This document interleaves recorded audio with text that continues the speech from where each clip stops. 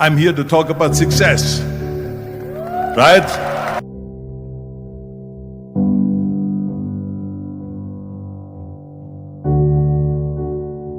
Now let me get right away to the first rule of success. The first rule of success is to have a vision.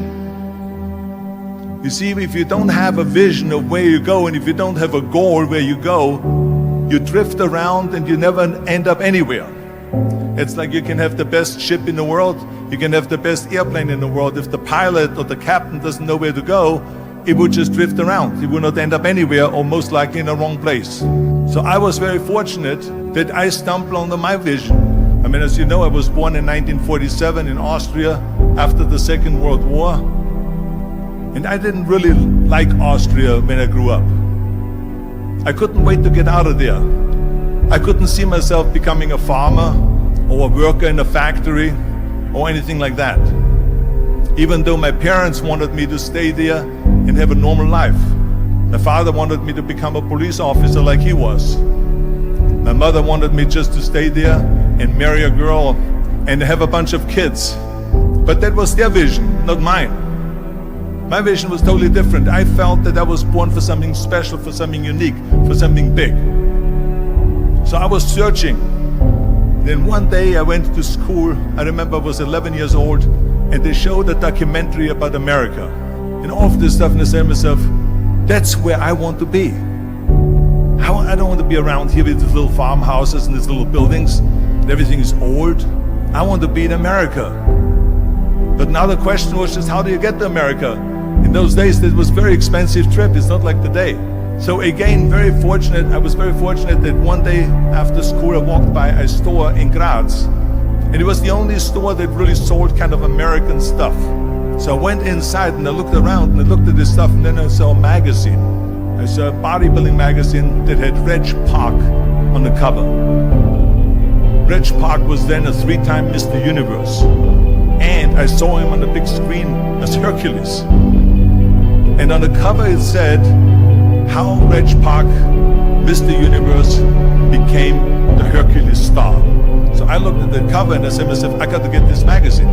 So I bought the magazine, I took it home and I read it over and over from the front page to the back. It had everything in there, how he trained, how he was working out in Leeds, England, in a factory town, how he worked out every day for 3-4 hours and became the strongest man of Europe, and how he won Mr. Europe, Mr. Great Britain, and then eventually Mr. Universe, and how he won the second Mr. Universe and the third Mr. Universe, and how he was discovered to play the starring role in Hercules. I read that and I said to myself, wow, this is the blueprint for my life. This is exactly what I want to do. I want to become a bodybuilding champion just like Reg Park. I want to get into movies just like Reg Park. And I want to make millions of dollars and be rich and famous just like Reg Park. Do you know how great it felt that I knew where I was going? Imagine the majority of people don't know where they're going. I knew where I was going. So it was just a question of how do you do it? I was so relieved, because when you have a goal, when you have a vision, everything becomes easy. So I knew where to go. So people always ask me, when they saw me in the gym in the pumping iron days, they said, why is it that you're working out so hard? 5 hours a day, 6 hours a day, and you have always a smile on your face. The others are working out just as hard as you do, and they look sour in the face. Why is that? And I told people all the time, I said, because to me, I'm shooting for a goal. In front of me is the Mr. Universe title. So every rep that I do gets me closer to accomplishing that goal, to make this goal, this vision turn into reality. With the age of 20, I went to London and I won the Mr. Universe contest as the youngest Mr. Universe ever. And it was because I had a goal. And this is no different than anything else, what I'm talking about. This is not just about bodybuilding. It was the same in acting. And the same thing is also in politics. I remember that in politics, I had a very clear vision. that I will be the leader of California. This is as far as I could go because I was not born in America, so I could not run for president. So being the governor of the 5th largest state was for me really the ultimate title, the ultimate accomplishment in politics. So even though people came up to me and says, why don't you go and run for something smaller, you're never gonna make it. I ran for governor, and then 2 months later I became governor of the state of California. Again, because I had a very clear vision what I'm gonna do with California. So let me tell you something, visualizing your goal and going after it makes it fun. You got to have a purpose no matter what you do in life. You got to have a purpose. So that's rule number 1, have a vision.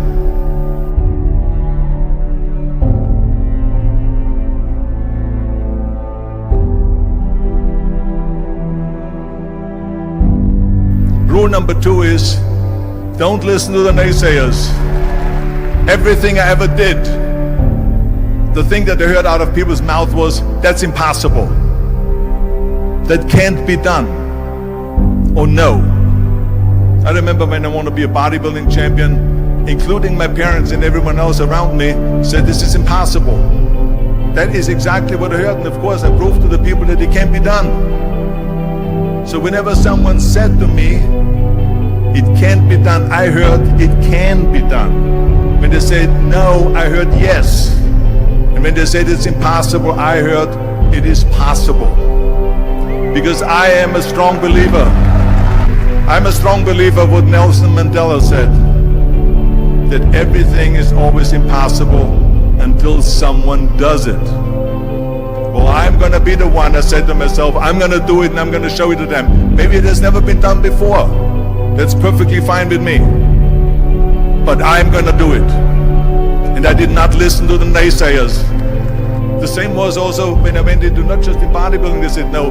When I wanted to come to America, when I wanted to go to America, they said it's impossible. There's no money that you have to fly even over there. You have no money when you go over there to live with.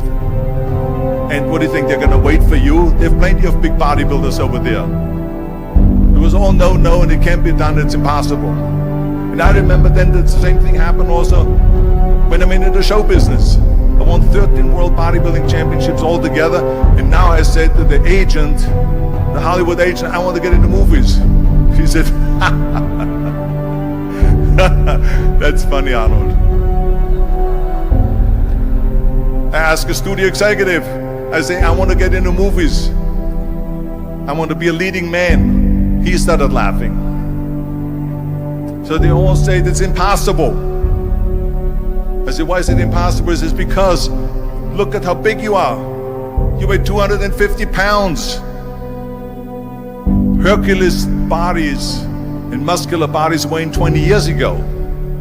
And then they told me, this, and your accent, even if you reduce all your body weight and everything and have a normal body, I said, your accent, I mean, it will go give people goosebumps. With the German accent, it will get people the creeps. They will get scared. He says, no one in Hollywood ever has become a leading man that had an accent. That's the kind of stuff that I heard. They said, no, you see, it's impossible. And plus your name who can pronounce Schwarzen Schnitzel or something like that. No one can pronounce that, so forget about it, Arnold. This is the kind of thing that I heard. Now that's very encouraging, isn't it? But you know something? I didn't give a shit. I said to myself, in bodybuilding I worked out 5-6 hours a day. I'm gonna do the same thing now for acting. And of course I went to college to study English, accent removal, acting classes, and all of this stuff, all day long. I worked and I worked and I worked. And within a short period of time, I made one movie called Hercules in New York, which of course went right into the toilet. But it didn't discourage me. I still had the same vision. And then all of a sudden, I was asked to star in Conan the Barbarian. And after I did Conan the Barbarian, the director at the press conference said to the press, he said to the press, if we wouldn't have had Arnold, we would have had to build one. And the same thing was with Terminator. After we were finished filming Terminator, Jim Cameron said to the press, if Arnold wouldn't have had that accent and talked like a machine, I think the movie wouldn't have worked. So think about that. The body and the accent that they attacked was an asset.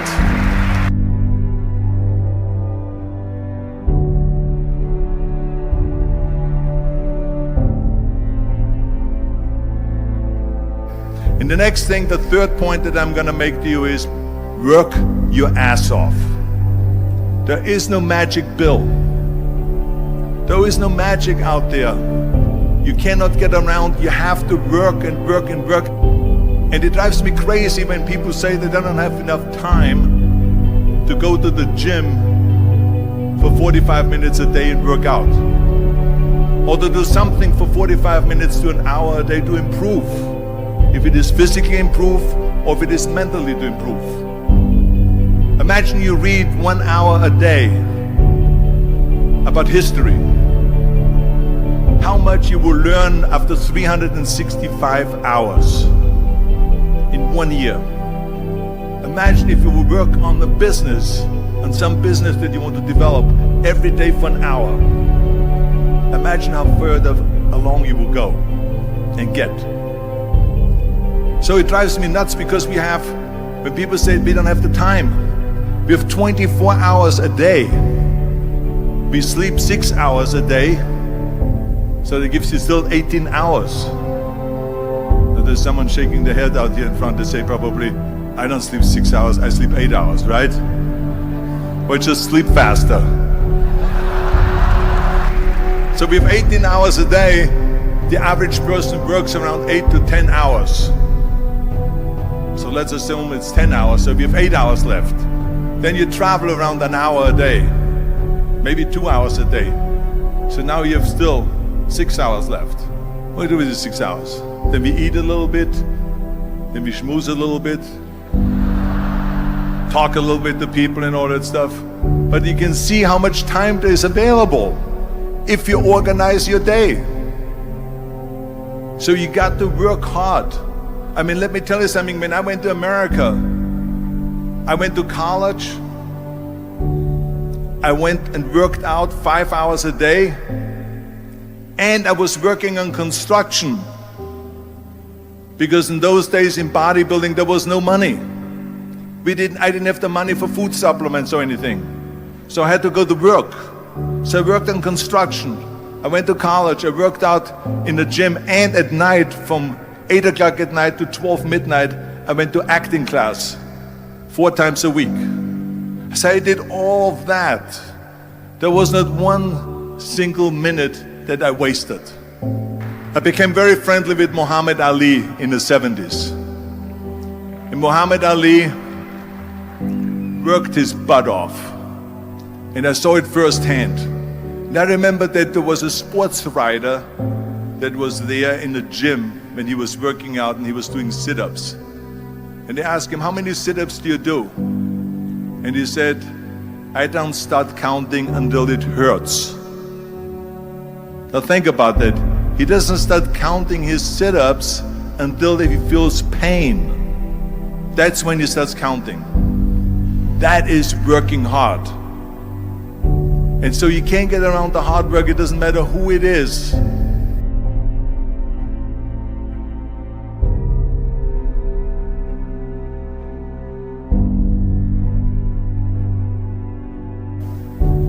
Well, I hate plan B. But when you start doubting yourself, that's very dangerous. Because now what you're basically saying is that if my plan doesn't work, I have a fallback plan, I have a plan B.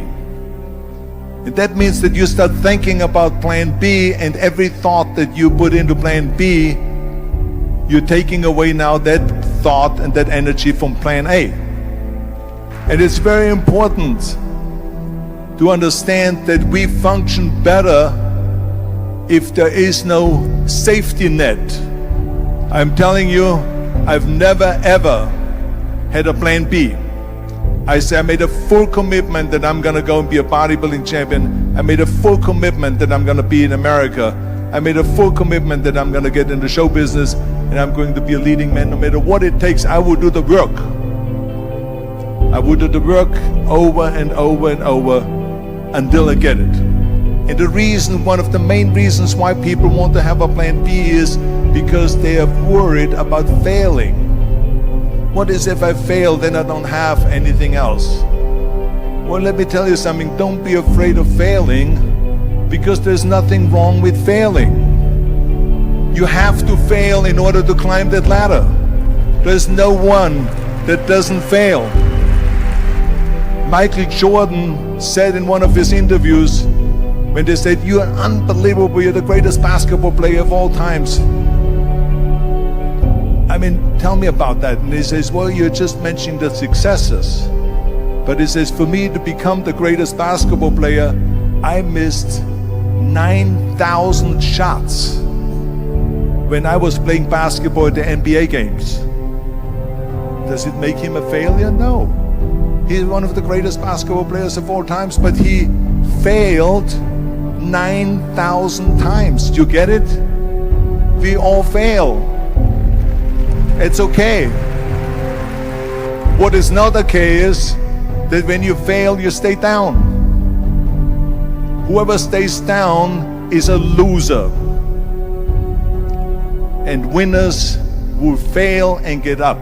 Fail and get up. Fail and get up. You always get up. That is a winner. That is a winner.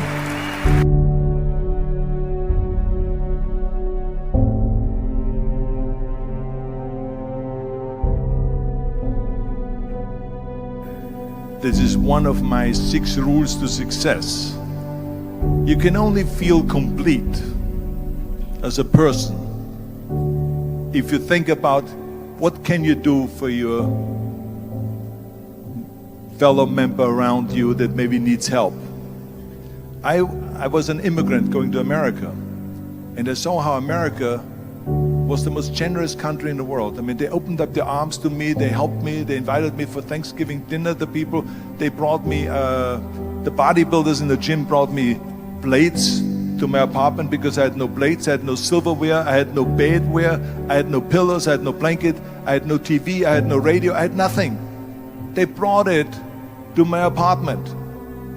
And I said to myself, as an immigrant that is being embraced with open arms, that I need to go and make sure that I give something back. And this is when I started feeling obligated, and I said to myself, so what can I do? I'm a bodybuilder, what can I do? Well, then I realized, when I saw Special Olympics, that I can help and train Special Olympians. And so we started getting involved in Special Olympics, and in no time, I proposed to them to start powerlifting in Special Olympics. And it became the #1 sports in Special Olympics, powerlifting. They always have a packed hall of 5,000 people. And I became the national trainer and the international trainer of Special Olympics. And I tell you, I felt so good. I felt better than winning a bodybuilding competition, going to one of their competitions and seeing 100 of those athletes from all over the world competing in powerlifting and being happy and being included and being felt that they're equal to all of us.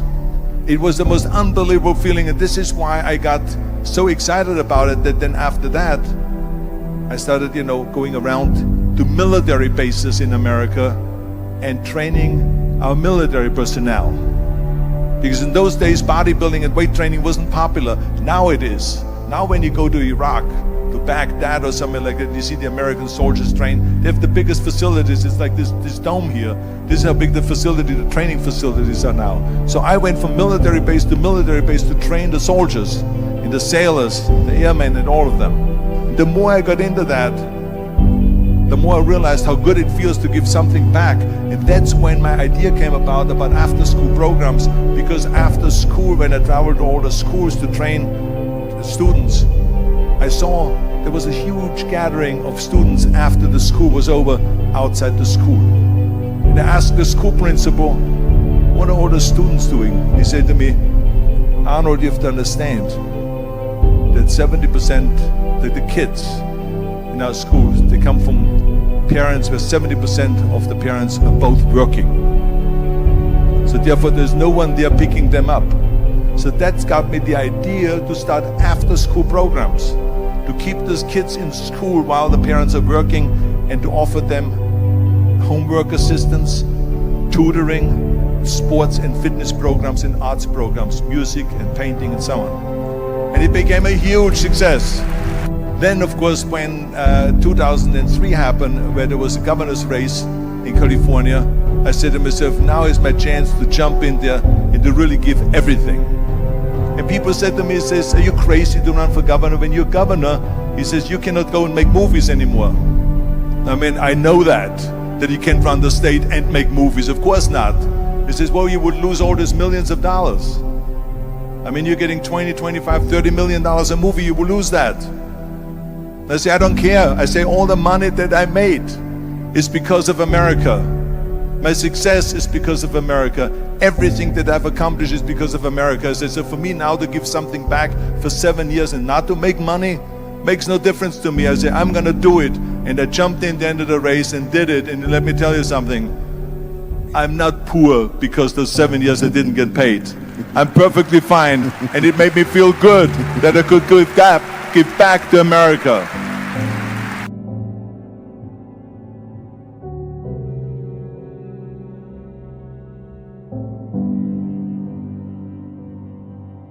Well, I think that every day we are benefiting from someone helping us. That's why I said earlier, there's no such thing as a self-made man. I mean, when you think about it, you're born and you need your parents to raise you. You need your teachers to teach you. You need your coaches to do sports. And so when I think about back of the people that helped me, I remember that everything I did always needed help. Think about it when someone says, Arnold, you're the greatest self-made man. I said, you can call me anything you want, but don't ever call me self-made man. I said, because I did not get to that point by myself. I mean, think about just to be successful in the movies. The only one that makes you successful in the movie is the people that go to see the movie. So how can you say to yourself, made man, when you need millions and millions and millions of people all over the world to go and see your movies? So people, then the press looks at it and says, this guy is a big box office success. It's the people, it's you. Imagine if Jürgen and I both think that we're self-made people and this hall right now is empty. No one here. Do you think this will be a successful conference? No. Who makes it successful is not him and me. We are just one little molecule that is added to the equation. But you are the ones that make this conference a successful conference. So thank you, all of you, for being here today. You are the ones that is making it big.